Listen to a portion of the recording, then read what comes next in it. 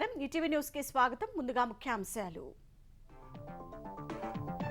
పులివెందుల గుత్తేదారులకే బిల్లుల చెల్లింపు ఇతర ప్రాంతాల వారికి మొండి చెయ్యి కోర్టుకు వెళ్లే అంశంపై నేడు కాంట్రాక్టర్ల సమావేశం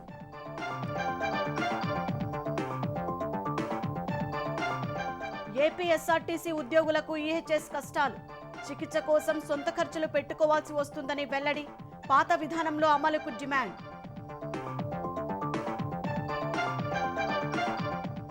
తెలంగాణలో జోరుగా ఎన్నికల ప్రచారం మూడోసారి గెలిపించాలని భారాస నేతల అభ్యర్థన హామీలతో జనంలోకి వెళ్తున్న విపక్షాలు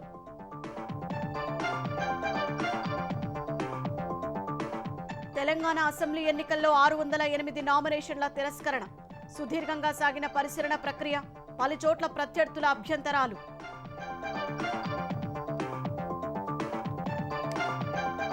ఇళ్ల మధ్య రసాయన నిల్వలపై అధికారుల నిర్లక్ష్యం ఫిర్యాదులు బుట్టదాఖలు యంత్రాంగ నిర్లక్ష్యంతో సమిధలవుతున్న సామాన్యులు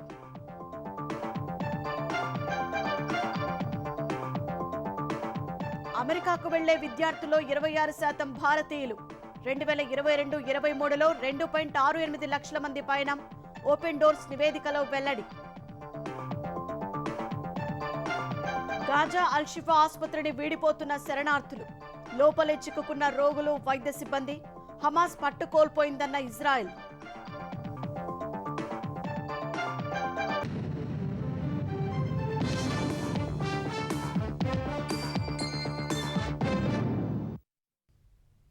ఆంధ్రప్రదేశ్ వ్యాప్తంగా వివిధ శాఖల్లో పనులు చేసిన గుత్తేదారులు బిల్లుల కోసం ఎన్నో నెలలుగా ఎదురు చూస్తుంటే అయిన వారికి మాత్రమే ప్రభుత్వం చెల్లింపులు చేస్తోంది. సొంత నియోజకవర్గ గుత్తేదారులకు మేలు చేస్తే చాలు, మిగతా ప్రాంతాలతో నాకేంటి సంబంధం అన్నట్లు ముఖ్యమంత్రి జగన్ తీరు ఉందని గుత్తేదారులు మండిపడుతున్నారు.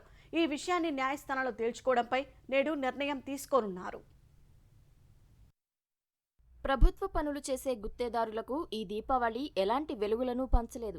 అదే సమయంలో సీఎం జగన్ సొంత నియోజకవర్గం పులివెందుల పరిధిలోని గుత్తేదారులకు మాత్రం వైకాపా ప్రభుత్వం దీపావళి కానుక అందించింది. మిగిలిన ప్రాంతాలకు చెందిన గుత్తేదారులు కోట్ల రూపాయల బిల్లుల కోసం నెలల తరబడి నిరీక్షిస్తుంటే పులివెందుల గుత్తేదారులకు మాత్రం ఒక్క రోజులో 150 కోట్ల రూపాయల చెల్లింపులు చేశారు. ఆర్థిక మంత్రి బుగ్గన రాజేంద్రనాథ్ రెడ్డి నియోజకవర్గం డోన్ పరిధిలోని గుత్తేదారులకు 50 కోట్ల రూపాయల చెల్లింపులు జరిగాయి.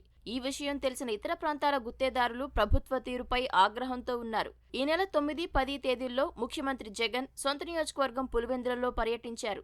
సీఎం పర్యటనకు ముందే పులివెందుల ప్రాంత అభివృద్ధి సంస్థలో వివిధ శాఖలకు సంబంధించిన పెండింగ్ బిల్లులపై వెంటనే వివరాలు పంపాలని ఆర్థిక శాఖ నుంచి ఆదేశాలు వెళ్లాయి. పంచాయతీరాజ్ శాఖకు చెందిన 80 బిల్లులు, ఆర్ఎండ్బిలోని 66 బిల్లులు, పురపాలిక శాఖకు చెందిన 55 బిల్లులు, గ్రామీణ నీటి సరఫరా విభాగం 44 బిల్లులు, విద్యా, సంక్షేమ, మౌలిక సదుపాయాల కల్పన సంస్థకు చెందిన 23 పనులు కలిపి మొత్తంగా 200 కోట్ల రూపాయల వరకు బిల్లులు పెండింగ్ లో ఉన్నట్లు తేల్చారు. అయితే వీటిలో 150 కోట్ల రూపాయలు సీఎం పులివెందుల పర్యటనకు వెళ్లే ముందే విడుదల చేసినట్లు తెలిసింది. పనిలో పనిగా ఆర్థిక మంత్రి బుగ్గన ప్రాతినిధ్యం వహిస్తున్న డోన్ నియోజకవర్గ పరిధిలోని వివిధ శాఖలకు చెందిన పెండింగ్ బిల్లుల్లో 50 కోట్ల రూపాయల మేర ఈ నెల 7, 8 తేదీల్లో చెల్లింపులు చేశారు. ఇతర నియోజకవర్గాల పరిధిలో గుత్తేదారుల పెండింగ్ బిల్లులతో సంబంధం లేకుండా ప్రత్యేకంగా వీటికే చెల్లింపులు చేశారని తెలిసింది. గతంలో ఉన్న విధానం కాకుండా ఇప్పుడు ఏ గుత్తేదారుకు ఎంత చెల్లింపులు జరిగాయనేది ఇతరులకు తెలియకుండా ఆర్థిక శాఖ జాగ్రత్త పడుతోంది. కేవలం ఆ గుత్తేదారుకు మాత్రమే ఓటీపీ పంపించి అతనికి తెలిసేలా చేస్తున్నారు. కాబట్టి ఇతరులకు ఈ సంగతి తెలియడం లేదు. కేవలం 2 నియోజకవర్గాల పరిధిలోని గుత్తేదారులకే చెల్లింపులు చేయడంపై ఇతర ప్రాంతాల గుత్తేదారులు మండిపడుతున్నారు. దీనిపై బిల్డర్స్ అసోసియేషన్ నేడు విజయవాడలో సమావేశం కానుంది. ఆర్థిక శాఖ అధికారులపై హైకోర్టును ఆశ్రయించడంపై ఈ సమావేశంలో చర్చించనున్నట్లు తెలిసింది. విధి నిర్వహణలో రాత్రి పగలు గంటల తరబడి పనిచేస్తూ ఆరోగ్య సమస్యలు ఎదుర్కొంటున్న ఏపీ ఎస్ఆర్టీసీ ఉద్యోగులు చికిత్స విషయంలో తీవ్ర ఇబ్బందులు పడుతున్నారు. ప్రభుత్వం ఇస్తున్న ఈహెచ్ఎస్ కార్డులతో సరైన వైద్యం అందడం లేదని వాపోతున్నారు. ప్రభుత్వంలో ఆర్టీసీ విలీనం జరగకముందు ఉన్న అపరిమిత వైద్య సదుపాయం కల్పించని మహాప్రభు అని ఆర్టీసీ ఉద్యోగులు మొరపెట్టుకుంటున్నా వైకాపా సర్కార్ పట్టించుకోవడం లేదు. ఆంధ్రప్రదేశ్ ప్రజా రవాణా శాఖలోని 51,000 మంది ఆర్టీసీ ఉద్యోగులు ప్రభుత్వంలో విలీనమయ్యారు. వారికి ప్రభుత్వ ఉద్యోగుల్లాగా ఈహెచ్ఎస్ కార్డులతో ప్రైవేటు ఆసుపత్రుల్లో వైద్యం పొందే అవకాశం కల్పించారు. ఇందుకు నెలకు 225 నుంచి 300 రూపాయల వరకు ఉద్యోగి జీతం నుంచి రికవరీ చేస్తారు. ఉద్యోగి దంపతులకు 2 లక్షల రూపాయల వరకు ప్రైవేటు ఆసుపత్రుల్లో వైద్యం పొందేందుకు వెసులుబాటు ఉంటుంది. ఈ మొత్తాన్ని ప్రభుత్వం ఆసుపత్రులకు చెల్లించాలి. అయితే సకాలంలో చెల్లింపులు లేక పలు ఆసుపత్రులు వైద్యం అందించడం లేదు. దీంతో ఉద్యోగులే వైద్య ఖర్చులు భరించాల్సి వస్తోంది. 2 లక్షలకు పైగా అయ్యే ఖర్చుని ఉద్యోగి భరించి తరువాత వాటిని రీఎంబర్స్ చేయాలంటూ ప్రభుత్వానికి బిల్లు పెడుతున్నారు. అయితే ఈ సొమ్ముని ప్రభుత్వం త్వరగా చెల్లించడం లేదనే విమర్శలు వినిపిస్తున్నాయి. ఆర్టీసీని ప్రభుత్వంలో విలీనం చేయకముందు అపరిమిత ఖర్చుతో వైద్యం అందేది. తొలుత ఆర్టీసీ డిస్పెన్సరీ, తర్వాత విజయవాడలోని ప్రధాన ఆసుపత్రిలో చికిత్స పొందేవారు. అక్కడి వైద్యులు సూచించిన ప్రైవేటు ఆసుపత్రుల్లో చికిత్స పొందే వీలుండేది. వైద్యానికి ఎంత ఖర్చు అవుతుందో అంచనా వేసి ఆ మొత్తాన్ని యాజమాన్యం ముందే చెల్లించేది. దీనివల్ల ఉద్యోగులకు ఎంతో భరోసా ఉండేది. విలీనం తర్వాత ఈ విధానాన్ని రద్దు చేశారని కార్మిక సంఘ నేతలు చెబుతున్నారు. ఆర్టీసీ సిబ్బంది ప్రమాదాల బారిన పడినప్పుడు ఆసుపత్రులకు వెళుతుంటే ఈహెచ్ఎస్ వర్తించదని వైద్యులు చెబుతున్నారు. కొన్ని చోట్ల ఈహెచ్ఎస్ కార్డుతో చికిత్స కోసం ఆసుపత్రుల చుట్టూ తిరిగినా సకాలంలో బిల్లులు రావని, వైద్యం చేయమని నిర్వాహకులు చెబుతున్నారు. ఈలోపే ప్రాణాలు గాల్లో కలిసిపోతున్నాయి. ఎక్కడికి వెళ్ళినా ఈహెచ్ఎస్ కార్డు, ఇదిగో ఈ జబ్బుకు మా దగ్గర లేదంటారు, ఈ హాస్పిటల్కి అసలు ఈహెచ్ఎస్ లేదంటారు, బిల్స్ రాలేదంటున్నారు. ఎక్కడికి వెళ్ళినా ఎక్కడ ట్రీట్మెంట్ తీసుకోవాలని పరిస్థితి. అనుకోకుండా అన్ఎక్స్పెక్టెడ్ వచ్చే పాన భయంతో బయట హాస్పిటల్కి వెళ్ళి లక్షలాది రూపాయలు ఖర్చు పెట్టి వాళ్ళ తీవ్రంగా కుటుంబాలు అప్పులయ్యే పరిస్థితి ఉంది. గతంలో ఆర్టీసీలో ఏదైతే మాకు రెఫరల్ సిస్టమ్ ఉండేదో, ఆర్టీసీ ఉద్యోగులు కూడా పాత పద్ధతిలోనే భార్యాభర్త కుటుంబ సభ్యులకి అన్లిమిటెడ్ గా ట్రీట్మెంట్ ఉంది. ఇప్పుడు ఎంత టారిఫ్ వాళ్ళు రీఎంబర్స్మెంట్ పెట్టుకుంటే రాని పరిస్థితి. చాలీచాలని జీతాలతో ఆరోగ్యపరమైన ఇబ్బందులు వస్తే చాలా ఆందోళన చెందే పరిస్థితి. ఇంతకుముందు ఆ ఇబ్బంది ఉండేది కాదు. ఇప్పుడు ఏహెచ్ఎస్ హాస్పిటల్కి వెళ్తే ఏంటి మన పరిస్థితి, ట్రీట్మెంట్ చేస్తారా చేయరా, ఒకవేళ చేసినా దీనికి ఎంత ఖర్చు అవుతుంది అంటారు. 3 లక్షలు 4 లక్షలు అంటున్నారు. ఏహెచ్ఎస్ ద్వారా 1,00,000 వస్తుంది, తిగిన డబ్బులు కట్టాలి, కట్టుబడి ట్రీట్మెంట్ అవుతుంది ఆందోళనకి గురవుతున్నారు. కాబట్టి దయచేసి మేము ప్రభుత్వానికి విజ్ఞప్తి చేసేదంటే పాత పద్ధతిలోనే అన్ని వైద్య సౌకర్యాలు కొనసాగించాలని విజ్ఞప్తి చేస్తాం. ఇటీవల ఆంధ్రప్రదేశ్ వ్యాప్తంగా ఆర్టీసీ ఉద్యోగులకు ఆరోగ్య పరీక్షలు చేయించగా 51,000 మందిలో 45,310 మందికి వివిధ అనారోగ్య సమస్యలు ఉన్నట్లు గుర్తించారు. ఆర్టీసీ డ్రైవర్, కండక్టర్ రోజుకు సగటున 200 కిలోమీటర్లు ప్రయాణిస్తారు. అసలే అధ్వానంగా ఉన్న రహదారుల్లో విధులు నిర్వర్తించడం కత్తి మీద సాములా మారింది. ఒక డ్రైవరు, కండక్టరు రకరకాల వాతావరణాల్లో రకరకాల ప్రదేశాలకు వెళ్ళి ఆయన బయట ఆహారం తీసుకోవడం, బయట వాటర్ తీసుకోవడం, పైగా రెండోది ఎక్కువసేపు నైట్ అంతా మెలుకుగా ఉండటం, తర్వాత ఒక సీట్లో డ్రైవింగ్ లో ఉన్న వ్యక్తికి రకరకాల సైటిక్ ప్రాబ్లమ్స్ కానీ, బ్యాక్ బోన్ ప్రాబ్లమ్స్ కానీ ఇలాంటివి వచ్చే ప్రమాదం, ఇలాంటి అవకాశాలు ఉన్నాయి. వైద్యం విషయంలో ఒక ప్రత్యేకమైన సౌకర్యం ఉండాలనేది మేము కోరుతా ఉన్నాం. నడుము నొప్పితో బాధపడుతున్న డ్రైవర్లు, కండక్టర్లకు సరైన వైద్యం తప్పనిసరి అనేది ప్రభుత్వానికి తెలియదా అనే ప్రశ్నలు వినిపిస్తున్నాయి. అన్ని శాఖల ఉద్యోగుల్లా పరిమిత వైద్యంతో సరిపెట్టుకోమంటే ఎలా అని ఆర్టీసీ సిబ్బంది ప్రశ్నిస్తున్నారు. వైకాపా కార్యకర్త బెనర్జీపై దాడి కేసులో ప్రొద్దుటూరు తెలుగుదేశం నియోజకవర్గ ఇన్ఛార్జి ప్రవీణ్ కుమార్ రెడ్డిని పోలీసులు కడప కేంద్ర కారాగారానికి తరలించారు. నిన్న ప్రవీణ్ను అరెస్టు చేసి ప్రొద్దుటూరు మెజిస్ట్రేట్ ముందు హాజరుపరచగా 14 రోజుల రిమాండ్ విధించారు. కేంద్ర కారాగారంలో ప్రవీణ్ను కలిసేందుకు తెలుగుదేశం నాయకులను అనుమతించలేదు. ప్రవీణ్ కుమార్ రెడ్డిని తప్పుడు కేసులో ఇరికించి అరెస్టు చేయడాన్ని ఖండిస్తున్నట్లు తెలుగుదేశం జాతీయ ప్రధాన కార్యదర్శి నారా లోకేష్ తెలిపారు. కక్ష సాధింపులో భాగంగానే ప్రవీణ్పై హత్యాయత్నం కేసు నమోదు చేశారని ఆరోపించారు. బీసీ నేత నందం సుబ్బయ్యని అత్యంత దారుణంగా చంపింది ఎమ్మెల్యే రాచమల్లు బావమరిది బంగారు రెడ్డి అని పోలీసులకు తెలిసినా ఎందుకు చర్యలు తీసుకోలేదని లోకేష్ ప్రశ్నించారు. తెలంగాణ అసెంబ్లీ ఎన్నికలకు సంబంధించి 608 మంది అభ్యర్థుల నామినేషన్లను అధికారులు తిరస్కరించారు. అభ్యర్థులు సమర్పించిన నామినేషన్ల పరిశీలన సోమవారం ముగిసింది. 119 అసెంబ్లీ నియోజకవర్గాలకు 4,798 మంది నామినేషన్లు వేయగా వాటిలో 608 మంది అభ్యర్థుల నామినేషన్లను అధికారులు తిరస్కరించారు. నాగార్జున సాగర్లో కె జానారెడ్డి, కోరుటలో ఎమ్మెల్యే విద్యాసాగర్ రావు, మిర్యాలగూడలో రేపాల శ్రీనివాస్, హుజూరాబాద్లో ఈటెల రాజేందర్ భార్య జమున వేసిన నామినేషన్లు తిరస్కరణకు గురయ్యాయి. నిబంధనల ప్రకారం ఒక్కో అభ్యర్థి 2 అసెంబ్లీ నియోజకవర్గాలకు మించి పోటీ చేయకూడదు. 3 స్వతంత్ర అభ్యర్థులు 2 కన్నా ఎక్కువ స్థానాల్లో నామినేషన్లు వేశారు. సపవస్ సుమన్ అనే అభ్యర్థి 4 నియోజకవర్గాల్లో, మొహమ్మద్ అక్రమ్ అలీ ఖాన్, మొహమ్మద్ అబ్దుల్ ఆజిమ్ 3 చోట్ల నామినేషన్లు వేశారు. ఉన్నతాధికారుల సూచన మేరకు తేదీ సమయాన్ని ప్రామాణికంగా తీసుకుని ముందుగా దాఖలు చేసిన నామినేషన్లను ఆమోదించారు. ఖమ్మం భారస్ అభ్యర్థి పువ్వాడ అజయ్ అఫిడవిట్ నిబంధనల మేరకు లేదని కాంగ్రెస్ లేవనెత్తిన అభ్యంతరాలను అధికారులు తోసిపుచ్చారు. దేవరకద్రలో కాంగ్రెస్ పార్టీ అభ్యర్థి మధుసూదన్ రెడ్డి 2 చోట్ల ఓటుందని భారాస అభ్యంతరం తెలిపింది. 2వ ఓటు రద్దు చేయాలని ఆయన దరఖాస్తు చేసుకోవడంతో నామినేషన్ ఆమోదించారు. అలంపూర్ భారాస అభ్యర్థి విజయుడు ఉపాధ్యాయ ఫీల్డ్ అసిస్టెంట్ ఉద్యోగానికి రాజీనామా చేయకుండానే నామినేషన్ వేశారనే అభ్యంతరాలను అధికారులు తోసిపుచ్చారు. అసెంబ్లీ ఎన్నికల గడువు సమీపిస్తున్న కొద్దీ తెలంగాణలో రాజకీయం రసవత్తరంగా మారుతోంది. ప్రగతి సంక్షేమ పాలన కొనసాగాలంటే మరోసారి తమకే పట్టం కట్టాలని భారస నేతలు కోరుతున్నారు. పాదయాత్రలు, ఇంటింటి ప్రచారాలతో గులాబీ నేతలు ఓట్ల వేట సాగిస్తున్నారు. అధికార పార్టీ వైఫల్యాలను జనాల్లోకి తీసుకెళ్తూ ప్రతిపక్ష పార్టీల అభ్యర్థులు ఓటర్లను ఆకట్టుకునే పనిలో నిమగ్నమయ్యారు.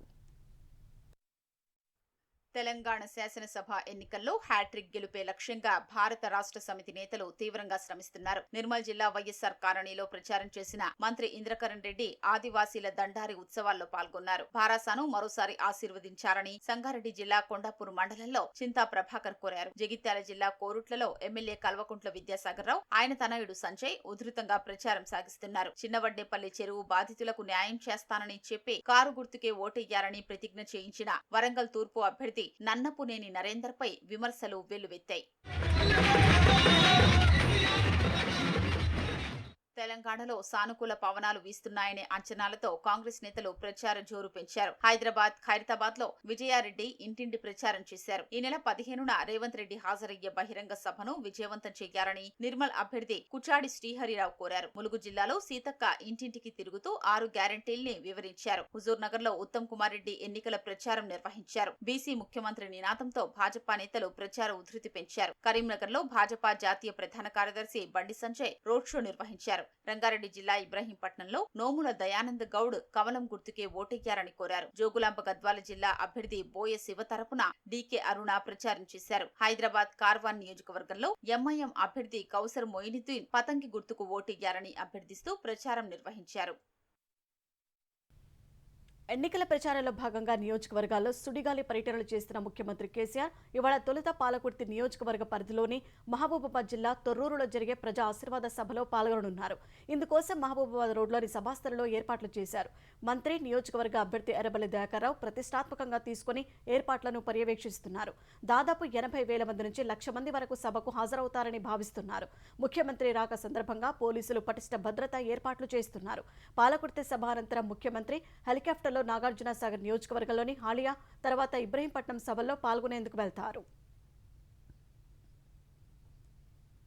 ఉన్నత విద్య కోసం అమెరికాకు వెళ్తున్న భారతీయ విద్యార్థుల సంఖ్య రికార్డు స్థాయికి చేరింది. గత విద్యా సంవత్సరంతో పోలిస్తే వారి సంఖ్య 2022-23కి 35% పెరిగింది. 2022-23 విద్యా సంవత్సరానికి గతంలో ఎన్నడూ లేనంతగా భారతీయ విద్యార్థుల సంఖ్య 2,68,923కి చేరింది. అంతర్జాతీయ విద్యా సంస్థ ఐఐఏ తాజాగా ఓపెన్ డోర్స్ రిపోర్టును విడుదల చేసింది. అమెరికాలో చదువుతున్న సుమారు 10 లక్షల మంది విదేశీ విద్యార్థుల్లో దాదాపు 26% భారతీయులేనని నివేదిక పేర్కొంది. అమెరికాలో 2021-22 విద్యా సంవత్సరంలో 199,182 మంది ఉండగా ఈ విద్యా సంవత్సరంలో గణనీయంగా 35% పెరిగారు. వారిలో అండర్ గ్రాడ్యుయేట్ చదివేందుకు గత విద్యా సంవత్సరంలో 27,547 మంది వెళ్లగా ఈసారి 16% పెరిగి 31,954కి చేరారు. గ్రాడ్యుయేషన్ కోసం 2021-22 విద్యా సంవత్సరంలో 102,024 మంది వెళ్లగా ఈ విద్యా సంవత్సరం 62.6% పెరిగి 165,936కి చేరారు. ఆప్షనల్ ప్రాక్టికల్ ట్రైనింగ్ ఓటీపీ చేస్తున్న విద్యార్థులు కూడా పెరిగారు. ఈ ఏడాది జూన్-ఆగస్టు సీజన్లో రికార్డు స్థాయిలో 95,269 FMZ కేటగిరీ విద్యార్థి వీసాలు మంజూరయ్యాయి. గత విద్యా సంవత్సరంతో పోలిస్తే ఇవి 18% ఎక్కువ. జనావాసాల్లో రసాయన గోదాములు నిర్వహిస్తున్న అధికార యంత్రాంగం నిమ్మకు నీరెత్తినట్లుగా చూస్తోంది. ఇళ్ల మధ్య ఉంటున్న రసాయన నిల్వలపై తనిఖీలు చేయాలనే స్పృహ కరువటం ఒక తప్పిదమైతే ఫిర్యాదులను నిర్లక్ష్యం చేయడం ఘోర ప్రమాదాలకు తావిస్తోంది. ఇలా హైదరాబాద్ నాంపల్లి బజార్ ఘాట్లో జరిగిన ప్రమాదంలో ఏ పాపం మెరుగని 9 మంది బలయ్యారు. హైదరాబాద్ బజార్ ఘాట్లో జరిగిన అగ్ని ప్రమాదంలో 9 మంది ప్రాణాలు కోల్పోవడం అధికార యంత్రాంగం నిర్లక్ష్యాన్ని వేలెత్తి చూపింది. అపార్ట్మెంట్ సెల్లార్లో అక్రమంగా రసాయనాలను నిల్వ చేస్తున్నట్లు పలుమార్లు ఫిర్యాదు చేసినా పట్టించుకోలేదని స్థానికులు ఆరోపిస్తున్నారు. సాధారణంగా రసాయన గోదాములు నిర్వహణకు స్థానిక సంస్థల నుంచి అనుమతి తీసుకోవాలి. అయితే అనుమతి పొందిన ప్రాంతంలో కాకుండా వేరే చోట అక్రమంగా గోదాములు నిర్వహిస్తున్నట్లు ప్రమాదాలు జరిగినప్పుడు బయటపడుతున్నాయి.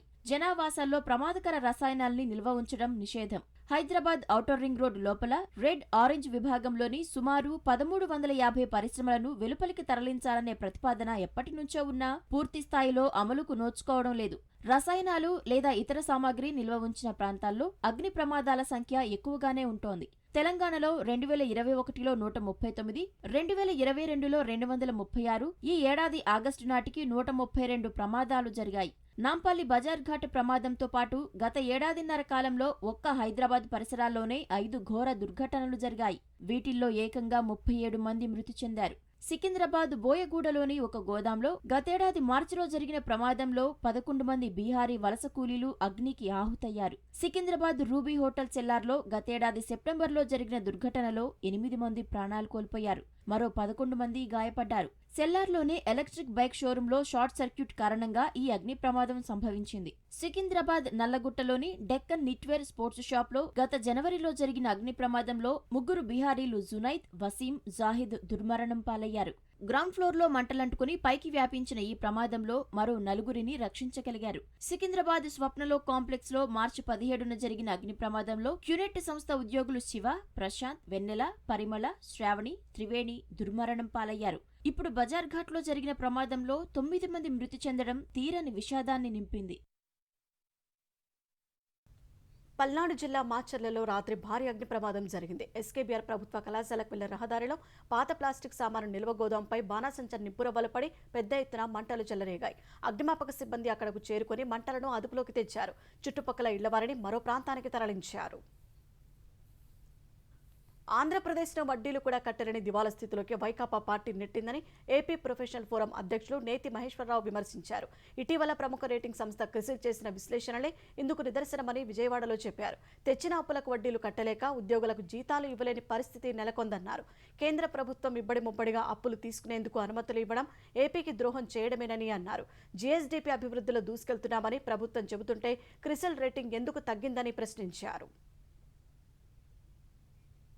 జనరల్ గా గవర్నమెంట్ ఆర్గనైజేషన్ కి వచ్చేకి AAA అని ఇవ్వాలి. ఇప్పుడు రేటింగ్ వచ్చేకి 2 రేట్లు తగ్గిపోయింటే A+ నుంచి A- అలాగే BBకి వచ్చిన పరిస్థితి అంటే ఇంచుమించు రెండు లేయర్ల రేటింగ్ తగ్గిపోయిన పరిస్థితి ఆంధ్రప్రదేశ్ చూస్తా ఉంటే పారిశ్రామిక అభివృద్ధికి అవకాశం ఉన్నా అవకాశం లేకుండా చేసిన పరిస్థితి ఆంధ్రప్రదేశ్ లో ఉండటం వల్ల ఆ జీడిపి దీంట్లో కన్సిడర్ చేయమని చెప్పడం, ఆంధ్రప్రదేశ్ లో ఆర్థిక ఎమర్జెన్సీ ఉందని 1 year బ్యాక్ మేము మాట్లాడిన దానికి ఇది కూడా ఒక ప్రూఫ్ అనుకోవాలి. కేంద్ర ప్రభుత్వం కూడా ఇన్ని ఇబ్బందులు మించి అప్పులు ఇవ్వటం అంటే కేంద్రం కుమ్మక్కయ్యే రాష్ట్రాన్ని నాశనం చేయడానికి అప్పులు ముబ్బడి దిబ్బరుగా ఇచ్చుకుంటూ ఇలాంటి రిపోర్ట్స్ కూడా ఖాతరు చేయని పరిస్థితి మనం చూస్తే అర్థమవుతుంది అనుకోవాలి.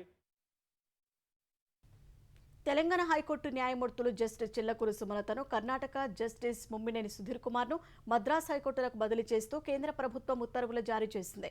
ఆగస్టు 10న సుప్రీంకోర్టు కొలీజియం చేసిన సిఫార్సుల మేరకు కేంద్ర ప్రభుత్వం ఈ నిర్ణయం తీసుకుంది.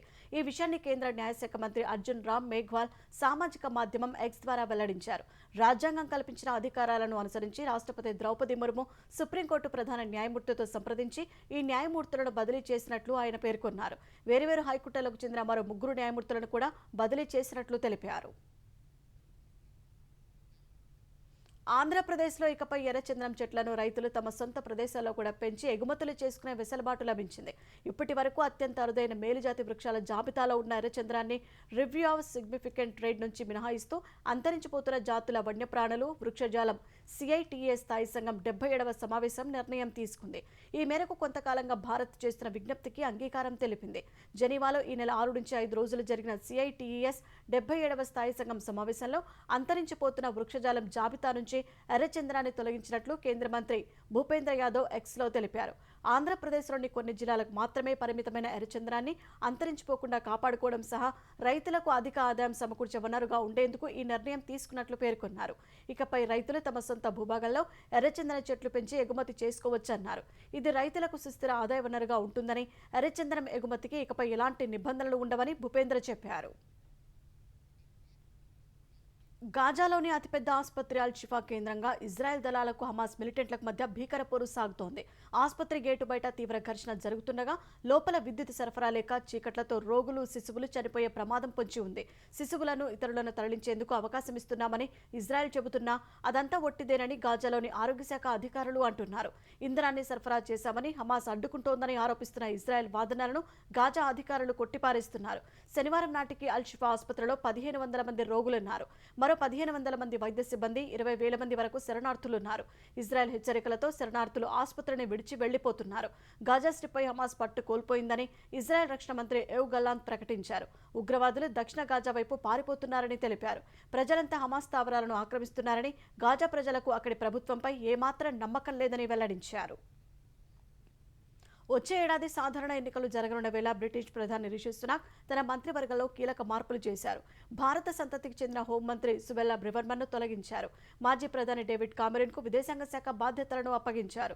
కొద్ది రోజుల క్రితం లండన్లో పాలస్తీనా మద్దతుదారులు చేపట్టిన ర్యాలీని నియంత్రించడంలో పోలీసుల తీరును విమర్శిస్తూ సుబెల్లా బ్రివర్మన్ ఒక కథనాన్ని ప్రచురించారు. దీనిపై విపక్షాల నుంచే కాక సొంత పార్టీలోనూ విమర్శలు వచ్చాయి. ఆమెను పదవి నుంచి తొలగించాలని డిమాండ్ పెరిగిన నేపథ్యంలో బ్రేవర్మన్ను మంత్రి పదవి నుంచి తొలగిస్తూ సోమవారం ప్రధాని సునాక్ నిర్ణయం తీసుకున్నారు.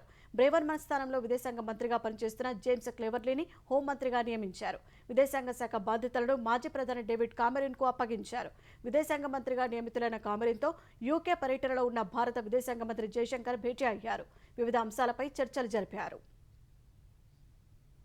ఆందోళనకర స్థాయిలో పెరిగిపోయిన కాలుష్య నియంత్రణకు ఢిల్లీ నగరపాలక సంస్థ ఎన్డీఎంసీ వాహనాల పార్కింగ్ ధరలను రెట్టింపు చేసింది. ఢిల్లీలో కాలుష్య నివారణకు దశలవారీ కార్యాచరణ ప్రణాళిక 4వ దశ ఆంక్షల దృష్ట్యా ఈ నిర్ణయం తీసుకుంది. వాహనాల పార్కింగ్కు రెట్టింపు చేసిన ధరలు 2024 జనవరి 31 వరకు కొనసాగుతాయని ఎన్డీఎంసీ అధికారులు తెలిపారు. ప్రైవేటు వాహనాల వాడకం తగ్గించి దిల్లీ వాతావరణ పరిస్థితులను మెరుగుపరచడం కోసమే పార్కింగ్ స్థలాల్లో రెట్టింపు ధరలు విధిస్తున్నట్లు ఎన్డీఎంసీ పేర్కొంది. మరోవైపు వాయు కాలుష్య నియంత్రణ చర్యలను ఢిల్లీ కార్మిక శాఖ మంత్రి రాజ్ కుమార్ ఆనంద్ గత రాత్రి సింగు సరిహద్దు పరిశీలించారు. ఢిల్లీలోకి వచ్చే వాహనాలు అత్యవసర సామాగ్రి తెచ్చినవా కాదా అనేది పరిశీలిస్తున్నట్లు మంత్రి ఆనంద్ చెప్పారు. అత్యవసరం కాని సామాగ్రి తెచ్చే వాహనాలు ఢిల్లీలోకి రాకుండానే అడ్డుకోవాలని ఆయన అధికారులకు సూచించారు. జనజాతీయ గౌరవ దివస్ సందర్భంగా గిరిజనుల సాధికారత కోసం ఈ నెల 15న జార్ఖండ్లో ప్రధాని నరేంద్ర మోదీ 24,000 కోట్లతో పథకాన్ని ప్రారంభించనున్నారు. ప్రత్యేక బలహీన గిరిజన సమూహాల పీవీజీటీ సమగ్ర అభివృద్ధి లక్ష్యంగా పీఎం పీవీజీటీ మిషన్ ప్రారంభించనున్నట్లు ప్రధాని కార్యాలయం తెలిపింది. 2 రోజుల పర్యటనలో భాగంగా ప్రధాని మోదీ నేడు రేపు జార్ఖండ్లో పర్యటించనున్నారు. బుధవారం జరిగే జనజాతీయ గౌరవ దివస్ వేడుకల్లో పాల్గొనున్న ప్రధాని పీఎం పీవీజీటీ మిషన్ను ప్రారంభించనున్నారు. ఈ పథకం ద్వారా 18 రాష్ట్రాలు, కేంద్రపాలిత ప్రాంతాల్లో దాదాపు 28 లక్షల గిరిజన తెగల ప్రజలు లబ్ధి పొందనున్నారని పీఎంఓ వెల్లడించింది. దీనికోసం 24,000 కోట్ల రూపాయలతో తాగునీరు, పారిశుద్ధ్యం, విద్య, ఆరోగ్యం, పోషకాహారం, స్థిరమైన జీవనోపాధి అవకాశాలు కల్పించనున్నారు. అదే వేదికపై వికసిత్ భారత్ సంకల్ప యాత్రను కూడా మోదీ ప్రారంభించనున్నారు. పీఎం కిసాన్ 15వ విడత నిధులను సైతం విడుదల చేయనున్నారు. 2 రోజుల పర్యటనలో జార్ఖండ్లో అనేక అభివృద్ధి ప్రాజెక్టులకు ప్రధాని మోదీ శంకుస్థాపన చేయనున్నారు. తమిళనాడులోని ఊటీ సమీపంలో చిరుత దాడిలో మహిళ సహా 6గురికి తీవ్ర గాయాలయ్యాయి. ఆదివారం కూనూరు అటవీ ప్రాంతంలో కుక్కను వెంబడిస్తూ వచ్చిన చిరుతపులి ఒక ఇంట్లోకి దూరింది. దాదాపు 12 గంటలు లోపలే ఉండిపోయిన చిరుత ఆ తర్వాత అక్కడి నుంచి అడవిలోకి వెళ్లిపోయింది. చిరుత దృశ్యాలు ఆ ఇంట్లోని సీసీటీవీ కెమెరాల్లో నమోదయ్యాయి. చిరుతను ఇంటి నుంచి బయటకు పంపేందుకు ప్రయత్నించి 6గురు గాయపడ్డారు. క్షతగాత్రుల్లో ఆ ఇంటికి చెందిన మహిళతో పాటు 4 అగ్నిమాపక సిబ్బంది ఉన్నారు. మరొకరు పైనుంచి కింద పడి గాయపడ్డారు. గాయపడిన అగ్నిమాపక సిబ్బందిలో ఒకరిని మెరుగైన చికిత్స కోసం కోయంబత్తూరు తరలించారు. దీపావళి టపాసులు పేల్చి చిరుతను ఇంటి నుంచి బయటకు పంపేందుకు చేసిన యత్నం ఫలించలేదు. అటవీ సిబ్బంది ఇంటి బయట 2 బోనులు పెట్టినా ఉపయోగం లేకుండా పోయింది. దీపావళి రోజు ఉదయం చుట్టుపక్కల కొందరు టపాసులు పేల్చడంతో శబ్దాలకు భయపడిన చిరుత లోపలే 12 గంటలు ఉండిపోయిందని అధికారులు చెబుతున్నారు.